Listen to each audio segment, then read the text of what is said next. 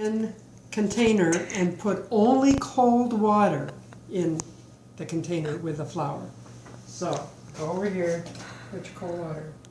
Joe, you gotta get the thing out of there. Joe. Okay.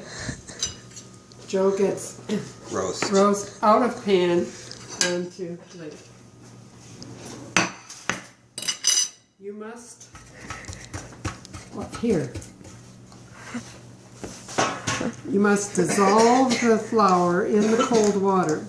I begin with a spoon, and then I will eventually put the cover on and shake it and try to get as much of the flour into the water, making this light, milky substance. You may not use hot water, you have to use cold water. I wonder if that's always my mistake.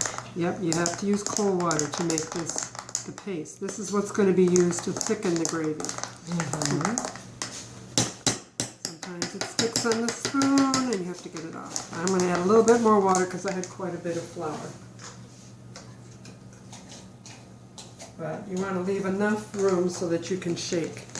So I'm ready to shake. I kind of check and make sure I don't have too much caught in the corners of my jar. Okay, now we're going to have a roast, which is beef. So I need the beef bouillon, I'm going to use one, and I need the gravy master. That is the key. That is the key. Okay, I'm going to go over to the sink and shake, just because I don't want it, don't have the cover on correctly, go all over the place. Okay, good shake.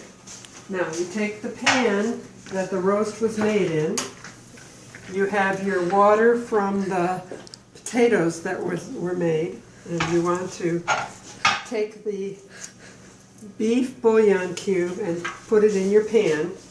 You want to use a wooden spoon, turn your burners on. I've got this on 2 burners, but it also has a part in between, so I make sure that's on. They're both on about 4, from 1 to 10, 10 being high, so around 4. And I start getting all of the good information, all of the good stuff that was in the pan. Start crushing the bouillon cube and start adding some of the potato water so that I have enough liquid that I can start thickening with my flour mixture. But I want to make sure that if it gets too thick, I have more potato water from my mashed potatoes to thin it out. I don't worry if I get lumps. Sometimes I do, because at the end I'm going to strain the gravy, and if there are any lumps, it'll strain out. Another little shake of my cold water and flour mixture, and now I start adding it. You notice I do have some lumps. I try to step on them with my spoon, but again, I don't worry about them. I just want this to thicken the gravy. And you'll notice that it has a very light color.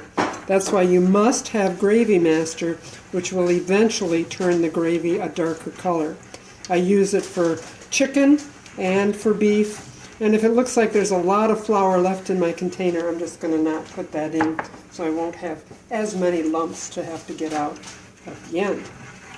Now, I try to, again, hit the bottom of the pan, which the roast was in when it was being made, and get all of that good beef stock that got actually crusted in the bottom of the pan. I want to get that out and into my gravy. And the gravy is beginning to thicken, so when I try to hit my spoon on the thickening part of the gravy, stepping on as many of the little bumps of flour that I can. Now, if there's any roast liquid that's coming off the roast as it's resting, I make sure that gets part of the gravy. And all of this potato water has all the minerals and vitamins from the potato, so it's better to use. If you don't make potatoes, you have to use water out of the tap, but it's much better if you use the water that the potatoes were cooked in. So I can see it's being thickening at the corners, so I want to make sure I keep stirring. The trick is not to stop and set the table and take care of the kids, but to continue stirring as best you can to get that thickening. I get some more thickening, so I'm going to put some more potato water And when you have a big roast like a turkey that's been roasted, you might want to use a lot of water and even make more of that flour and cold water paste so that you have lots of gravy. I usually end up with way more gravy than I need, but that's fine. When I strain it, I put enough in the gravy boat for dinner and also some in a Tupperware container for the leftover, because we're going to have leftover of this roast. You can see it's thickening. Add more water. And it's getting to the point where I know it's going to thicken some more, but I'd like to have it a prettier color than this light color from the flour mixture. So I take my gravy master and I pour some into my spoon, and notice that it makes the color dark right away. If I'm making a turkey or a chicken or even pork, I use chicken bouillon rather than beef bouillon. And now that it's darkening, I can still continue to add the potato water to keep it thin so that it doesn't get really thick and not very good if it's too thick. And as the rest of the meal is getting prepared, I still am stirring to keep the lumps out. And when I get the word that everything is ready on the table, then I will take the strainer and strain the gravy. Do you bring it to a boil? I don't really have to. I still have it on 4 and it is boiling, and I can see it's thickening, and that's all I really want. Okay. Oh yeah. And when it gets to the point where dinner's not quite ready, I will turn both burners down to warm. But again, try to continue. Here's some more from the resting roast. And all of those are good vitamins. That makes our gravy healthy as healthy can be. Okay, I think it's really enough gravy, maybe a little bit more potato water. And then I'm going to turn the burners down but continue to stir so I don't get too many lumps. If I have to leave it, sometimes it gets a kind of a crust on the top of the gravy, but just start stirring that back in. And again, anything you don't want is going to get strained out at the back end, so you don't have to really worry at all if you have to leave it. But again, I can feel a little bit on the bottom of the pan. I want to scrape that out so that it gets into the gravy. Besides, it makes the pan easier to clean if I've scraped out all of the roast drippings from when the roast was made. Now, even though I have it on low, I can see it bubbling. And I have it on low in both burners in the middle. And again, if I see a lump, I try to step on it with my wooden spoon and crush it out if I can, but not worry about it because it'll come out. He just wants to be part of the video.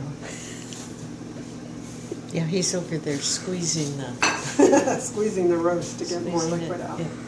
But the color is good. You could see I just sort of filled up my spoon with some Gravy Master, so the color is what you want for a nice, smooth gravy. And you really want to put this on the table last so that if the meat isn't totally hot, the gravy will be, and the people who are enjoying the gravy on their potatoes and on their roast will say, this is the best gravy I've ever had.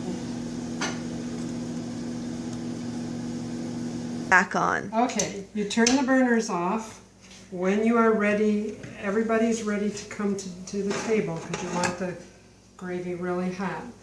And you are going to put it in through the strainer into your gravy boat. When it gets to the top, the person helping says, you better stop. A little bit more. I can put a little bit more, I think. Okay, lift it up. A little bit more? Mm-hmm.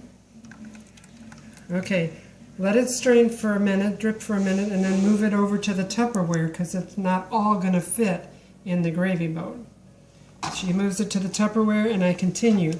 Now my helper will take the spatula and carefully get all of the gravy out of the roasting pan into the Tupperware container, which is our excess. If we have any left over for dinner, it'll join the Tupperware gravy and we'll have plenty for leftovers. Okay, get that, and then let me put it down flat so we can get it. You don't want to let the cook put his finger in to make sure it's okay. No, because Just getting it all down to one end of the pan so that we can get the very last out. Okay, I'll give this back to you.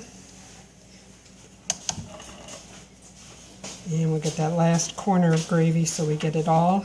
And then you can use it to, your spatula to go around in the strainer and have only the little bits that didn't get into the gravy left in the strainer. The rest of this gravy is coming out.